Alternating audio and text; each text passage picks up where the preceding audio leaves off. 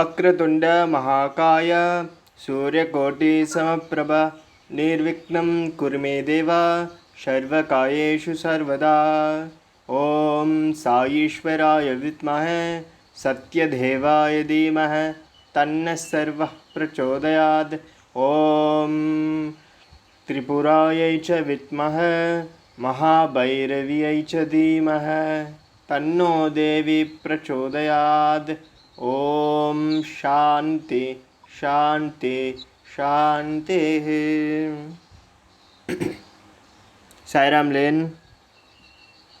Sairam Sharma.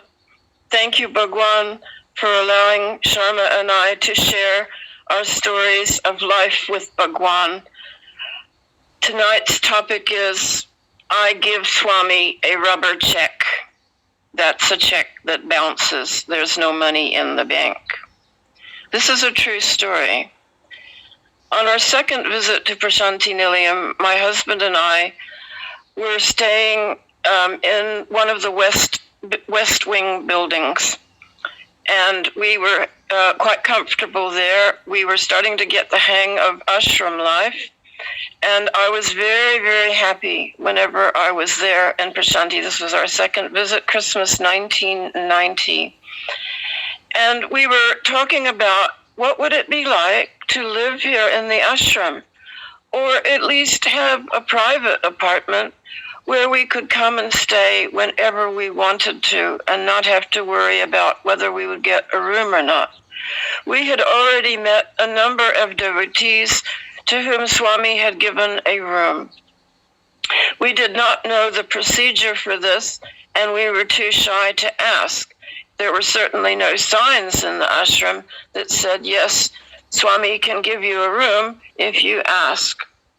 And so we were coming out of our apartment one morning, ready to go to darshan, and we were talking about this, how to find a way to find a place, just a room, just a little simple room. We had seen some of these rooms. There was no furniture in them. They were simply bare rooms, and the devotees to whom Swami had given them had furnished them themselves and took care of them. We were talking about this as we came out, and across the road or the street within the ashram, I saw a man in white darshan outfit, safari suit style with the tabs on the shoulders, like what an office bearer would wear. And he came, Indian gentleman of about middle age, and he was watching us. He couldn't hear us talking, but suddenly he walked over to us and he said to us, Sairam, Madam and Sir, would you like to know how to have a room here in the ashram that is your room? We couldn't believe this. How did this man know? And he told us the procedure. He said, you write a letter to Swami. You tell him that you long to have a room in the ashram so that you can be near him always. And you then enclose a check. It can be for, and he gave me the figure, but it can be really any amount. And that money, if Swami accepts it, will be given either to feeding the poor or for medical services or for education. You may specify that if Swami accepts it, it will go to the ashram manager, and then you will see how the process is carried out. I thought this sounded pretty good, and strangely, I had packed only 2 checks from my checkbook. Now, in those days, there was no email, there was no automatic banking, there was no ATMs, nothing like this. Everything was done in cash or check. So I don't know why I had packed checks, because I couldn't imagine giving anyone a check in India. My bank is in New Zealand, and Bank of India is in India, and surely they don't accept checks from New Zealand. But for some reason, unbeknownst to me, I don't even think my husband knew that I had packed 2 checks from my bank. Now, I didn't have much money in the bank, and it was certainly not the amount of money that the man had quoted to me. In fact, I think I only had about 40 New Zealand dollars. It wasn't much at all.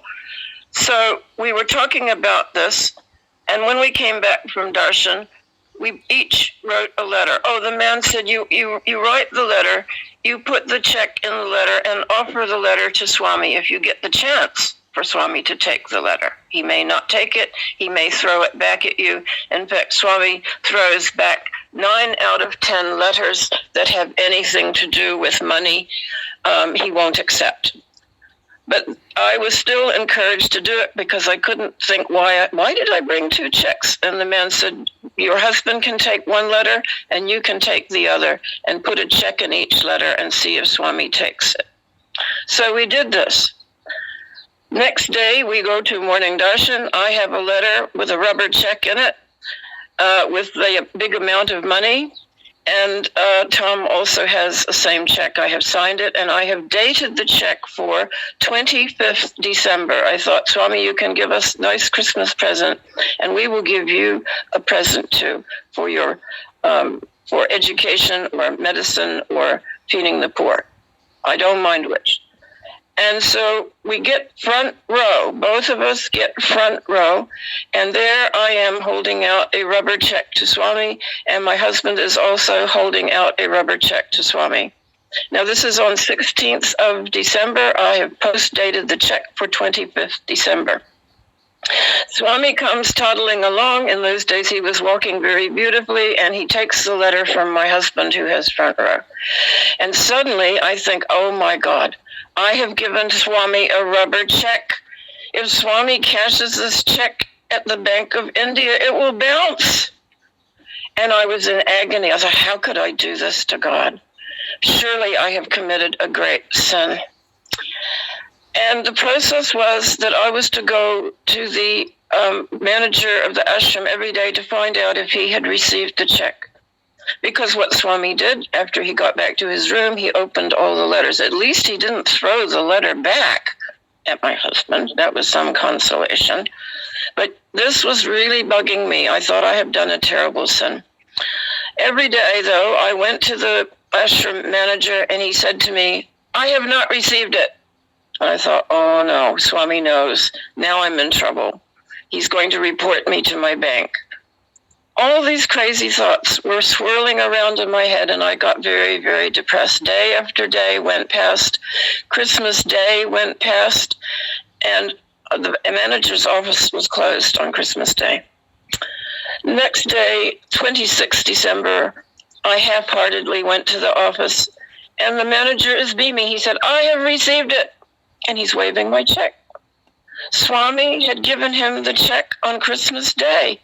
It was dated December 25th.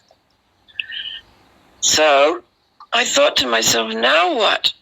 The manager is very busily making out the paperwork and allotting us a room. He said, once the check is cleared, you come back, I give you the key. Still, I was depressed because there was no money in the bank. But I was heartened to the fact that at least I had a piece of paper that said I had a room, and that the money was going to Swami's feeding the poor. And this is something I had always wanted to do but couldn't afford to do. So when we got home, I went to my bank manager, and he said, don't worry, Lynn.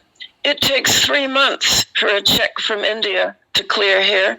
You and your husband get to work, save your money. I'm sure the check will clear when the time comes. Now, bank managers don't talk to you like this.